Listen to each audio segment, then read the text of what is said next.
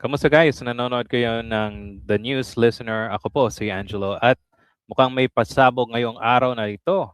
Okay, nakita ko tong information galing kay Attorney Jesus Falsis. Okay, ang sabi niya dito, yung Tweety bird niya, baka meron daw gulatan bukas sa Senado doon sa pagboto ng report sa Blue Ribbon Committee. Okay?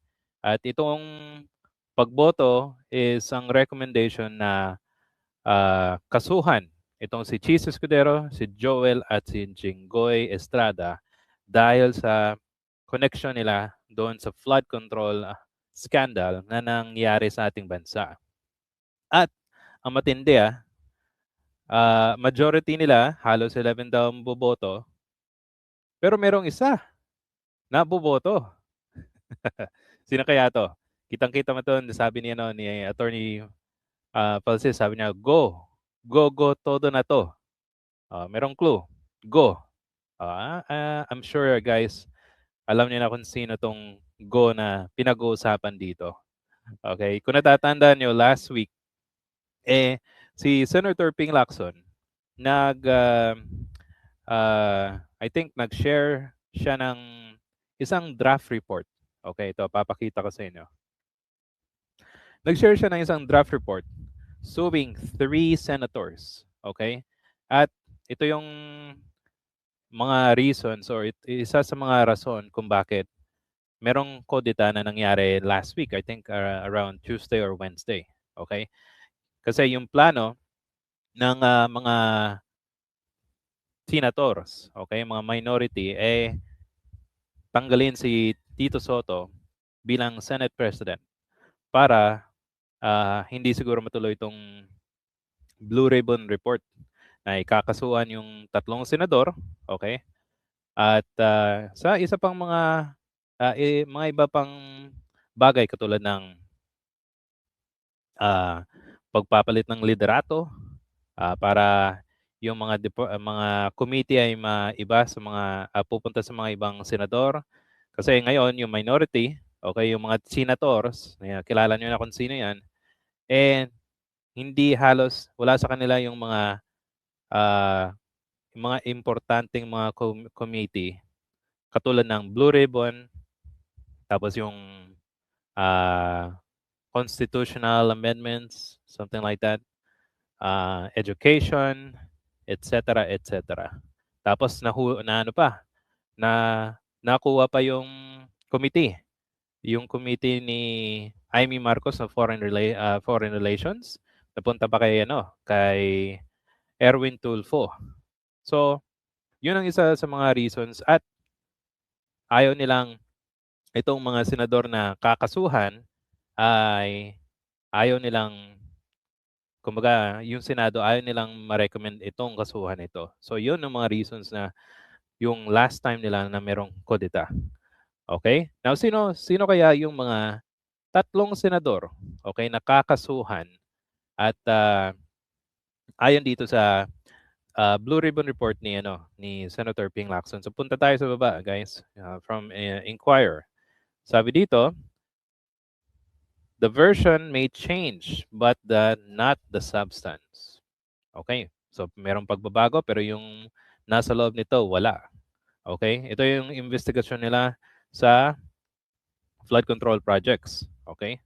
Yung nasa confirm or nasa report ni Senator Ping Lacson ay sina Senator Jinggoy, Joel, at si Queso Escudero. Okay? Lahat yon actually konektado sa yung dalawa. Tatandaan ko si Jinggoy Estrada tsaka si Joel Villanueva connected doon sa Batangas flood control scandal. Okay? Doon din na-aresto si Bong Revilla, kung natatandaan nyo. Now, itong si Cheese, siguro may ginawa siyang kalokohan doon sa BICAM report or sa BICAM committee. Pumunta siya ng House, okay, imagine nyo siya lang mismo ang Senate President na pumunta ng BICAM. So, anong ginagawa niya yun? Oh, di ba? Tapos, ano pa?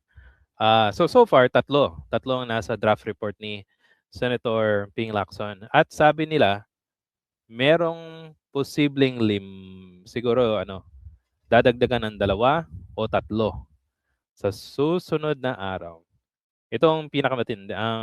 For me, very exciting this week.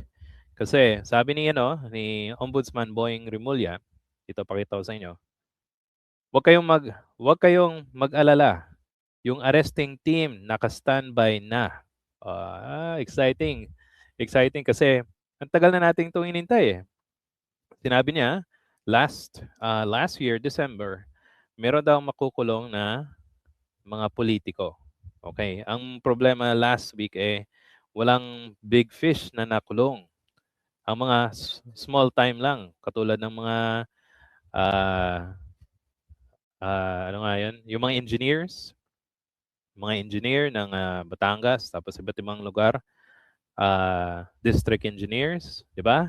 Ngayon, so mukhang meron tayong mga senador na makukulong. Okay, so punta tayo sa kanilang